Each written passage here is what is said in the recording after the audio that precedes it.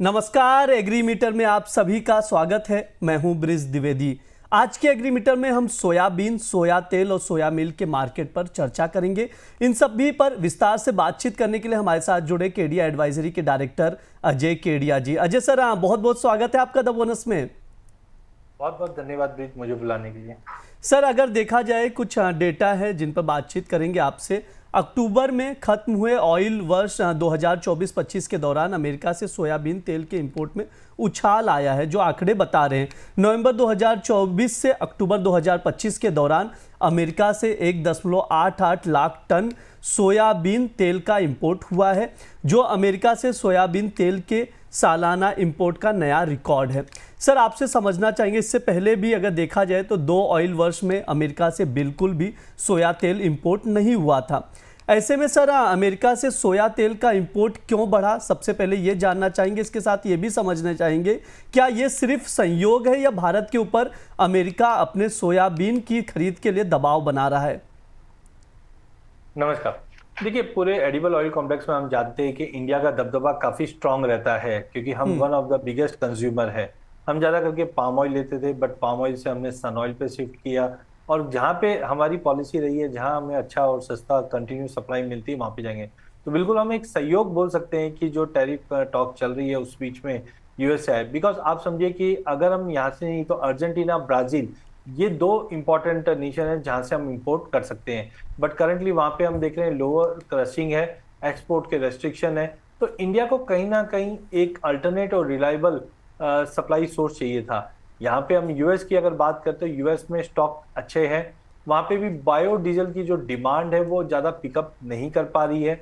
और करंटली अगर हम देखें फ्रेड, अगर टोटली हम प्राइजेस देखें as compare to South American जो ओरिजिन से हम देख रहे हैं, तो उसमें इंडियन के लिए इस वक्त काफी अच्छा हमें एडवांटेज मिल रहा है। थर्डली अगर हम देखें तो US oil as of now US के पास सप्लाई बहुत अच्छी, क्योंकि अभी हार्वेस्ट विंडो ओपन है अक्टूबर से जनवरी के बीच में।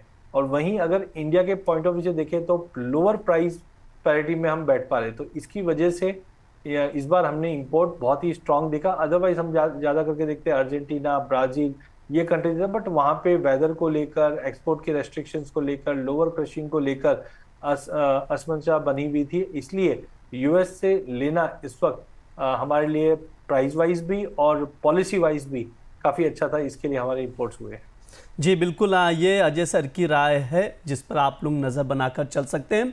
सर, आवक पर भी बातचीत कर लेते हैं। अक्टूबर के दौरान देश भर में सोयाबीन की आवक में 16.5% से ज़्यादा की गिरावट दर्ज की गई है। सर, आवक घटने की वजह से क्या सोयाबीन की कीमतों को सपोर्ट मिलेगा? देखिए, इस बार एकरेज को लेकर कुछ असमंजसता बनी हुई है, थोड़ी बहुत हम बोल सकते हैं नॉर्मल है। मानसून अनइवन था, जिसकी वजह से हमने देखा पहले कुछ ड्राई स्पेल था, फिर बाद में मॉइस्चर स्ट्रेस बहुत ज़्यादा था, खास करके फ्लावरिंग और पॉडिंग फॉर्मेशन के टाइम पे। स्पेशली अगर हम देखें महाराष्ट्र, एमपी, यहाँ पे हमने देखा इरेडिकल वेदर कंडीशन की वजह से काफ़ी कंसर्न्स बने हुए थे। तो मुझे लगता है कि एक भाव में कंटिन्यू गिरावट की वजह से फार्मर होल्ड करना ज़्यादा प्रेफर कर रहे थे। हालांकि एमपी में हमने भावांतर आते हुए देखा, उसके बाद कुछ अराइवल्स भी बढ़े, बट कुल मिलाकर अगर हम वाई ओ वाई कंपेयर करते हैं तो यस, अराइवल में कमी है। और मेजरली ये था कि निचले भाव पे फार्मर भी इच्छुक नहीं थे कि हम कुछ मार्केट में ऑफलोड करें। तो अराइवल में एज ऑफ नाउ कम था, बट भावांतर की वजह से एमपी में थोड़ी बहुत चीज़ें इंप्रूव हुई है।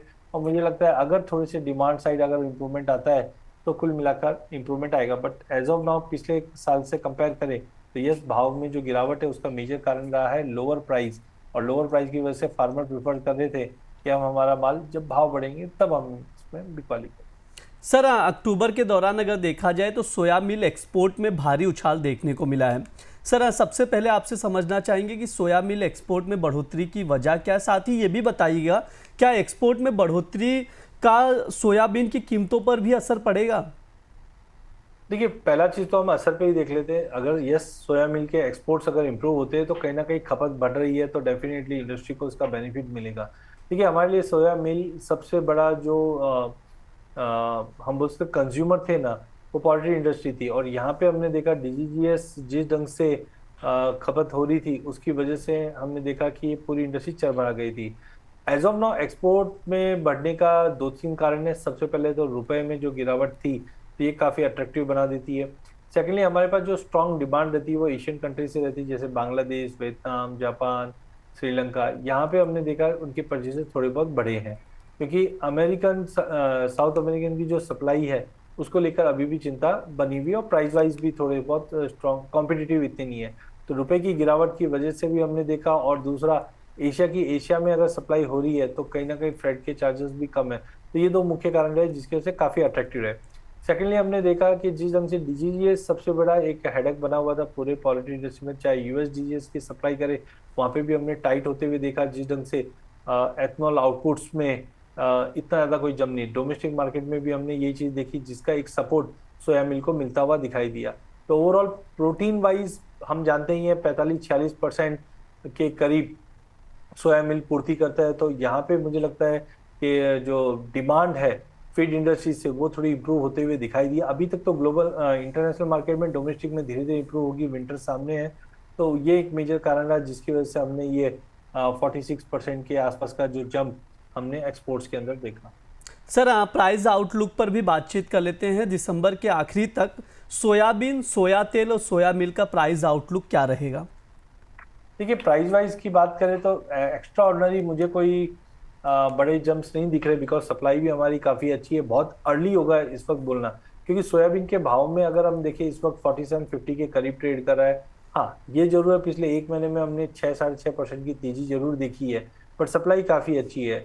अगर भावांतर का प्रेशर अगर थोड़ा कम होता हुआ दिखता है और मील के एक्सपोर्ट ऐसे ही कंटिन्यू रहते हैं, तो इमीडिएटली अगर ईयर एंड तक की बात करूं तो मुझे लगता है कंजर्वेटिव टारगेट 4950 से 5000 के ऊपर जाना थोड़ा सा डिफिकल्ट है as of now, but we can say 4950 से 5000 का लेवल हम सोयाबीन में। वहीं तेल की अगर बात करें तो तेल के प्राइस पूरे साल भर में कोई मेजर चेंजेस नहीं है। पूरे साल भर में हम देखेंगे तो आधे % की तेजी दिखाई है, जबकि पिछले एक महीने में हमने गिरावट ही आती हुई देखी है। कुल मिला के जो रेंज रहेगा वो 1210 का सपोर्ट रहेगा, 1200-1210 का। लेकिन हायर साइड पे अगर चीजें थोड़ी और सेटल होती है, पाम ऑयल के भाव में भी थोड़ी बहुत रिकवरी आती है, तो 1275 से 1280 का लेवल ही लगता है। तो ऑयल में मुझे ज्यादा बड़ा कोई मेजर चेंजेस नहीं लगता एज ऑफ नाउ, क्योंकि अल्टरनेट्स काफी है। बट हाँ, सोयाबीन में मुझे लगता है 4950 से 5000 का लेवल अगर पॉसिबल है वहां तक हम एक बार जंप आते हुए दिख पाए। जी बिल्कुल, ये प्राइस आउटलुक है जिस पर नज़र बनाकर चल सकते हैं। अजय सर, वायदा बाजार में किसी को एग्री कमोडिटी में अगर पोजीशन बनानी है तो टॉप पिक्स आपकी ओर से क्या रहेंगे सर आज के लिए? देखिए, सबसे पहले तो मुझे लगता है कैस्टर दिसंबर वायदा काफी अच्छा लग रहा है। 6820 पे लेके चलिए, 6760 का स्टॉप लॉस लगाइए, 6920 तक का टारगेट रह सकता है। वहीं हल्दी मैंने पहले भी बताया था, हालांकि शुक्रवार के सेशन में हमने 4% का एक बड़ा फॉल भी आते हुए देखा। उसका कारण था कि 15800 के ऊपर प्राइजेस सस्टेन बिल्कुल नहीं कर पा रहा था, तो एक करेक्टिव डिप लग रहा था।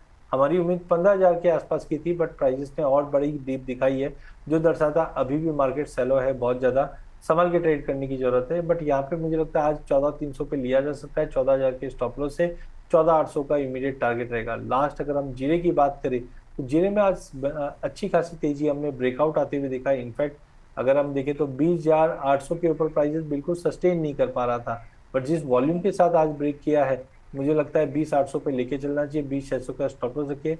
इमीडिएट टारगेट तो 21200 है जो करंट रेट चल रहा है, बट इसको रिवाइज करके 21800 तक का भी लेवल देख पाएंगे। तो करंट लेवल से भी अगर आप बाय करते हो जीरा तो कोई ज़्यादा डिफिकल्ट नहीं है, ऊपर में 21800 तक का भी लेवल दिखा दूंगा। जी बिल्कुल, 3 ट्रेडिंग कॉल दिए गए हैं सर की ओर से जिन पर आप लोग नज़र बनाकर चल सकते हैं। पहला जीरा आप देख लीजिए, स्क्रीन पर शो किया जा रहा है। बाई की सलाह है, 20800 पर खरीदारी करनी, 21200 के टारगेट के लिए। स्टॉप लॉस आप लोग ज़रूर लगाएं 20600 का। इसके अलावा टर्मरिक यानी हल्दी में भी यहाँ पर बाइंग की ही सलाह दी गई है। 14300 पर खरीदारी करनी है, 14800 के टारगेट के लिए 14000 का स्टॉप लॉस लगाकर चल सकते हैं। इसके अलावा कैस्टर सीड में भी बाय करके चल सकते हैं। 6820 पर खरीदारी करनी है, 6920 के टारगेट के लिए स्टॉप लॉस आप लोग ज़रूर लगाएं 6760 का। यानी 3 ट्रेडिंग कॉल शो किए गए हैं स्क्रीन पर, बाइंग की सलाह दी गई है, तो जिन पर आप लोग नज़र बनाकर चल सकते हैं। सर आपकी ओर से कोई डिस्क्लेमर? देखिए ब्रिज, आज हमने एग्री कमोडिटी की बात की, हालांकि ऑयल सीड फ्यूचर मार्केट में नहीं है, बट कैस्टर, टर्मरिक और जीरा अवेलेबल है। तो मैंने जो भी व्यू बताया वो मेरा पर्सनल व्यू है, मेरी कोई पोजीशन नहीं है, मेरे क्लाइंटों की हो सकती है। सेकेंडली, जब भी आप कमोडिटी में निवेश करते हैं जोखिम तो रहता है, बट इक्विटी मार्केट जैसा ही रहता है। इससे बचने का सबसे अच्छा साधन है कि आप सेबी रजिस्टर्ड फाइनेंशियल एडवाइजर की सलाह लेकर ही इसमें निवेश करें। जी सर, हाँ बिल्कुल, बहुत बहुत शुक्रिया सर आज की चर्चा में जुड़ने के लिए। बहुत बहुत धन्यवाद। ये हमारा एग्री मीटर शो। इस दौरान तमाम एग्री कमोडिटीज पर बातचीत की जाती है। इस बार सोयाबीन, सोया तेल, सोया मिल पर विस्तार से चर्चा की गई है। प्राइस आउटलुक भी बताया गया, कुछ ट्रेडिंग कॉल्स दिए गए हैं जिन पर आप लोग नजर बनाकर चल सकते हैं। फिलहाल के लिए इस शो में इतना ही। आप लोग बने रहिए द बोनस के साथ। धन्यवाद।